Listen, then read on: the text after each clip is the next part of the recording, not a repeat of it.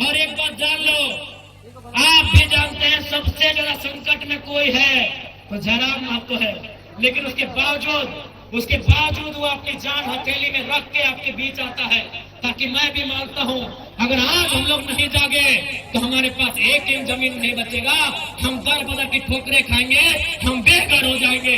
इसलिए तुम्हें इसलिए लड़ना है कि बाल बच्चों का भविष्य सुरक्षित हो सके। आपको क्या लगता है ये चर्चा नहीं करते हैं कि जयराम महतो को रास्ते से हटा दिया जाए? मैं ये खुलासा कर रहा हूं, और ये खुलासा मैं जिस दिन वो शूटर अगर वो बोल दे कि विधायक जी पब्लिकली बोल दीजिए तो हम बोल देंगे। मैं आपको बता रहा हूं, इसी कोयला अंचल से हमारे नाम से 1.5 करोड़ का सुपारी दिया गया था, लेकिन जिसको दिया गया उस शूटर ने क्या कहा मालूम है कि जयराम महतो में हम अपना बचपन देखते हैं, हम ये सुपारी नहीं लेंगे। उसने अपने लोगों को मेरे पास भेजा और बोले कि जाकर उनको अलर्ट कर दीजिए, हम लोग सुपारी रिटर्न कर रहे हैं, लेकिन कोई दूसरा ले लेगा तो फिर हम लोग गारंटी नहीं लेंगे। उनको बोलिए वो सुरक्षित रहे, लेकिन हम उनका नाम और सारी चीजों को क्लियर इसलिए नहीं करेंगे क्योंकि एक प्रोटोकॉल होता है।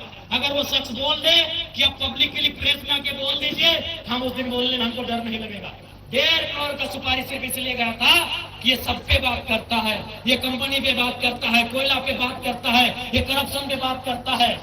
ये आपको मैं एक सच्चाई अपनी बता रहा हूं, लेकिन उसने लेने से इनकार कर दिया कि जयराम महतो में हम अपना बचपन देखते हैं। आज मिट्टी से निकलकर बाहर आया है, तो इनको ये आपको क्या लगता है कि इनको हमारे शब्दों से, हमारे विचारों से, हमारे आवाज से इनके पेट गिली नहीं हो रही है?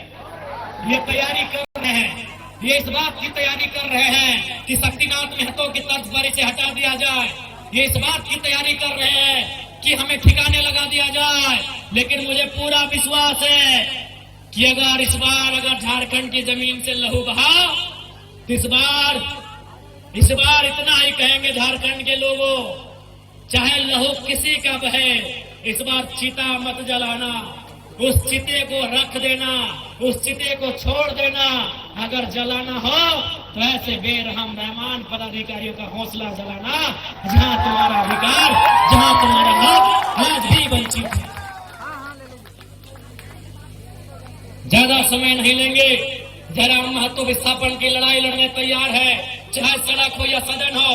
आपने देखा होगा, सबसे पहले मैं माननीय मुख्यमंत्री और दीपक बिरुवा जी को धन्यवाद दूंगा कि आज एक बुलंद आवाज विधानसभा उठने के बाद उन्होंने विस्थापन आयोग का गठन तो किया, लेकिन उसका अध्यक्ष और समिति का विस्तार कब होगा यह मुख्यमंत्री जी को तय करना होगा, जल्द करना होगा।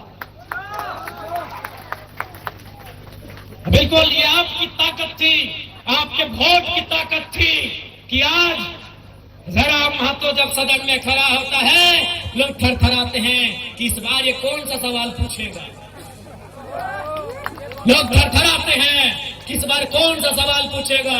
और अंत में इतना ही कहेंगे, कोयलांचल के विस्थापित रैयतों, मेरे भाइयों, मेरी बहनों, लड़ाई हर एक तरीके से लड़नी होगी। आपको लड़ना भी है, आपको पढ़ना भी है और जानकारी भी रखना है। विनोद बाबू लड़े क्योंकि वह वकील थे, जयपाल सिंह मुंडा लड़े, वो विदेश से पढ़ के आए थे।